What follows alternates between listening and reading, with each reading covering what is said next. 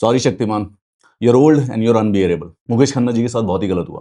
मुकेश खन्ना जी को शक्तिमान बना दिया गया और उसके बाद ये 2002 के बाद आगे बढ़ ही नहीं पाए। ये एक ही अकेला आदमी है जो कि है 67 साल का, लेकिन इसका दिमाग जो है वो 40 साल का ही रह गया है। पिछले साल जब समय रैना की कंट्रोवर्सी हुई थी तो मुकेश खन्ना, जो कि एक्चुअली में सेल्फ अपॉइंटेड हमारे देश का मॉरल टॉर्च है, उसने समय रैना के ऊपर बहुत कमेंट किया कि इन बच्चों ने पूरे के पूरे देश को बर्बाद कर दिया है, इनकी सोच जो है वो देश के भविष्य को खड्डे में ले जाएगी। अब समय रैना का खुद का शो आया तो उसको मौका मिला, तो उसने वही पॉइंट आउट कर दिया कि शक्तिमान भाई तेरा क्या काम था इस चीज में, मेरी कंट्रोवर्सी में जब मैं नीचे पड़ा हुआ हूं तो तू लात मारने के लिए आ गया। खुद जब तू शक्तिमान था, हर महीने कोई ना कोई बच्चा छत से कूद जाता था शक्तिमान के लिए, तेरे पास कोई मॉरल स्टैंडिंग है नहीं।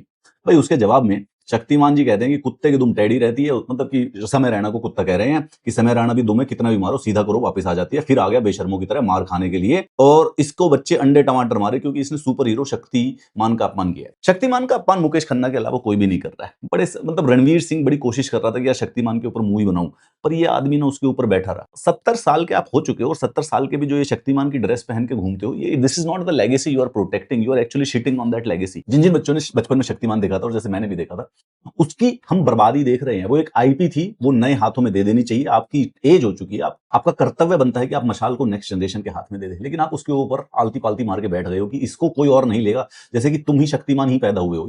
You played a character, and with due respect to Shaktimaan, वो ईयर 2000 के लिए सही था, लेकिन आप भी जानते हो जितने उसके सीरियल थे, जितने उसकी स्टोरी लाइंस थी, वो सारी की सारी स्टार वॉर्स और वेस्टर्न कॉमिक्स से कॉपीड है। अगर मैं सीन टू सीन दिखाने लग जाऊंगा सर, आपकी बहुत ज्यादा बेइज्जती हो जाएगी कि अरे बाप रे, सब कॉपीड दिखा के शक्तिमान बन रहा है। शक्तिमान का अपमान सिर्फ और सिर्फ मुकेश खन्ना कर रहा है और कोई भी नहीं कर रहा है, और उस शक्तिमान की पूरी पूरी लेगेसी के ऊपर शिट करने लग रहा है ये आदमी।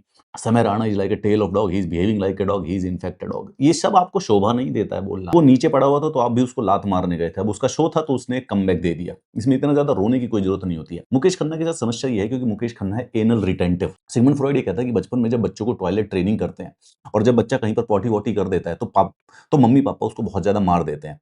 तो उस डर के कारण, उस पिटाई की डर के कारण जो बच्चा है वो एनल रिटेंटिव, अपने अंदर ही सामान को छुपा के रखने की कोशिश करता है। ऐसा आदमी बहुत ही ज्यादा अपटाइट हो जाता है और चीजों को कंट्रोल करने लग जाता है, कैसे हो जाता है, और वो इरिटेट होता है जब थिंग्स उसके अकॉर्डिंग नहीं होती।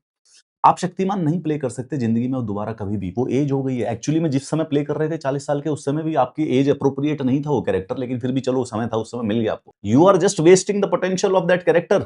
ये कैरेक्टर इस समय नए बच्चे जो हैं, इसको हो सकता है पूरे के पूरे पैन इंडिया नई जनरेशन के सामने ले जाए, हो सकता है इंटरनेशनल तक ये स्टोरी पहुंच जाए, लेकिन उसके ऊपर गोबर करे जा रहे हो भाई, कोई फायदा नहीं है।